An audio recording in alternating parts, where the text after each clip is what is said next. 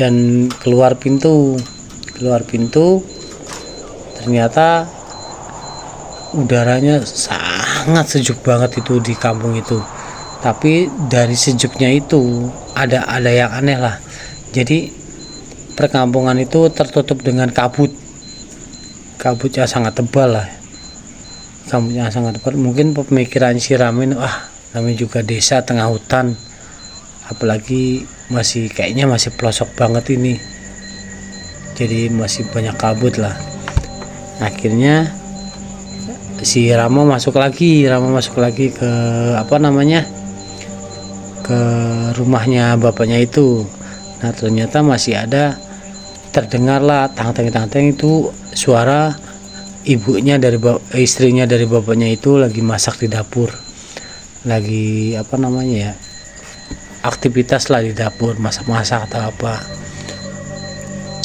Nah selesai itu ditawarilah si Rama ini, "Dek, makan dulu, sarapan dulu, udah jadi semua, udah matang lah itu ya." Setelah sarapan si Rama, dan si Arif pun dibangunkan sama si Rama. Rip bangun Rip, sarapan dulu, udah disediain sama bapaknya sama ibunya, kita sarapan dulu yuk. Arif mungkin karena capek ya, tadi kemarin itu dia nyupir sepanjang jalan, akhirnya bangun dan raup mukanya lah, nggak mandi itu Arif karena dingin banget, katanya dingin banget di kampung itu airnya. Raup terus langsung sarapan.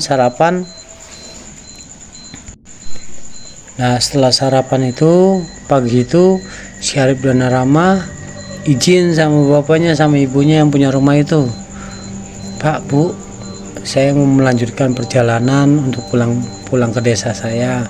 Sebelumnya saya banyak terima kasih sama ibu sama bapak sudah memberi tempat saya untuk beristirahat malam ini." "Oh, sama-sama, Dik. Hati-hati di jalan, semoga sampai tujuan dengan selamat." "Oh ya ibu, bapak, terima kasih." Akhirnya si Rama dan si Arif itu melanjutkan perjalanan itu keluar desa itu, menembus kabut. Gak lama di situ, kira-kira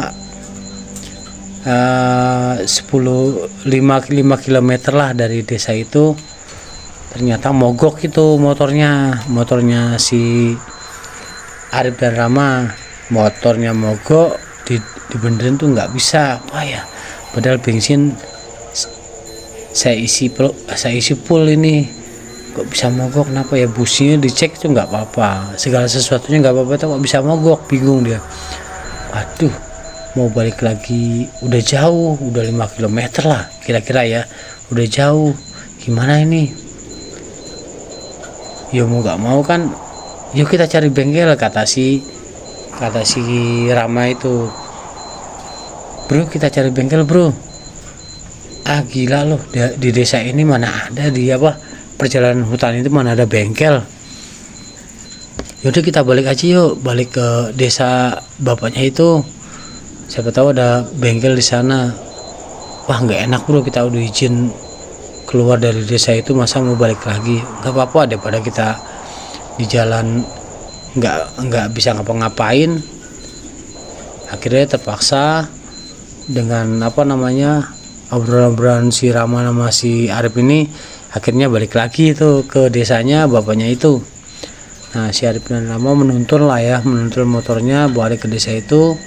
Akhirnya dengan sungkan si Arif dan Rama bilang, "Pak, mohon maaf Pak," sampai rumahnya ya, "Pak, mohon maaf Pak, ini saya balik lagi karena terpaksa Pak, motor saya mogok, saya juga bingung mogoknya kenapa ini, padahal bensin masih penuh, businya saya cek masih bagus, terus segala sesuatunya ya nggak ada masalah, kok bisa mogok, saya bingung Pak.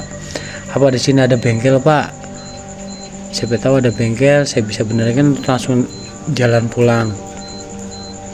"Kalau bengkel di sini ada satu Dek, tapi orangnya lagi keluar kota, kira-kira 3 hari lagi pulang." Nah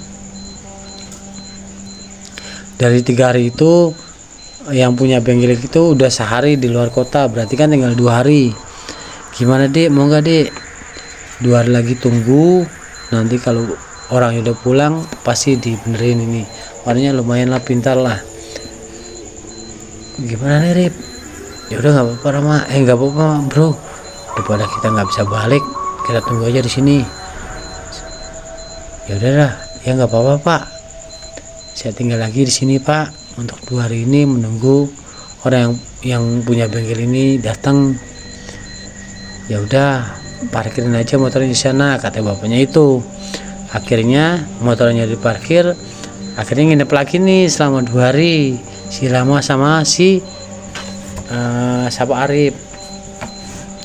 Nah dalam 2 hari ini dia, si Rama sama si Arif ini membantu bapaknya lah, bapaknya punya rumah ke ladang lah, ke bapaknya ke ladang.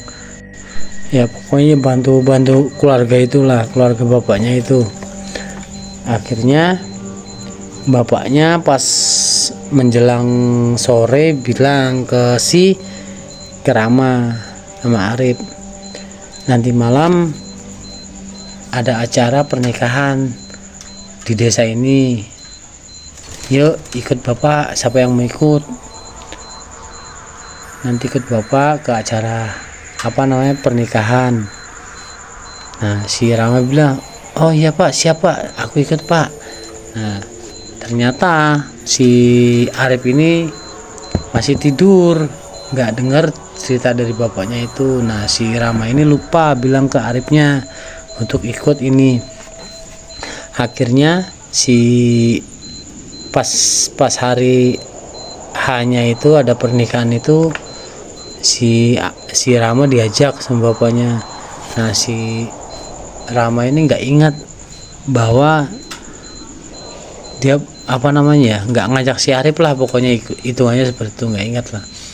Akhirnya si Rama ikut sama bapaknya ke ke pernikahan itu, pernikahan satu desa itu. Nah dari acara pernikahan itu bapaknya sama si Rama ini ngobrol-ngobrol mengikuti acara pernikahan. Tapi anehnya di pernikahan di desa itu nggak seperti biasanya.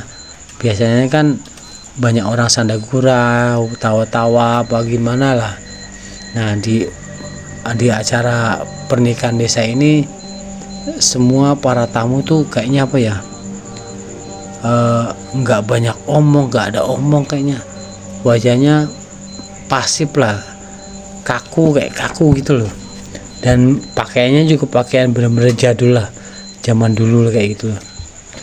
Nah si Rama bingung loh, kok pernikahan bukan pada ceria wajahnya, pada kaku seperti itu, kenapa ya, aneh ini.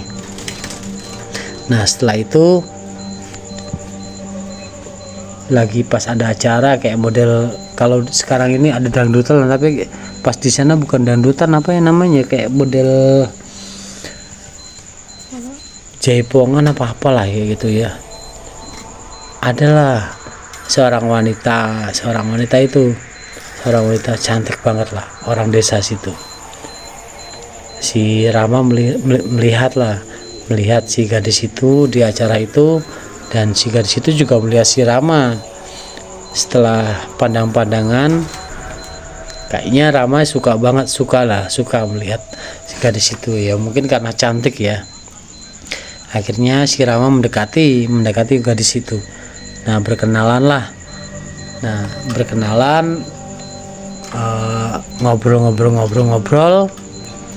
Acara nggak terasa, acara mau selesai. Akhirnya bapak itu menghampiri si Rama, yuk Dik kita pulang, udah mau selesai lah acaranya. Setelah pulang, si Rama pamitan sama si wanita itu, Dik saya mau pulang dulu ya, nanti kawan-kawan kita ketemu lagi. Ya kak, hati-hati ya, kata perempuan itu. Akhirnya pulang sampai rumah, ketemulah sama si Arif, si Ramanya ini. Loh dari mana lo bro? Gue ditinggal sendiri di rumah. Iya gue lupa bro, mau ngebilangin lo bapaknya ngajak ke acara pernikahan di desa ini. Wah sial, lo nggak ngasih unjuk gua. Sorry ya bro, nggak tahu gua. Ya udah nggak apa-apa lah.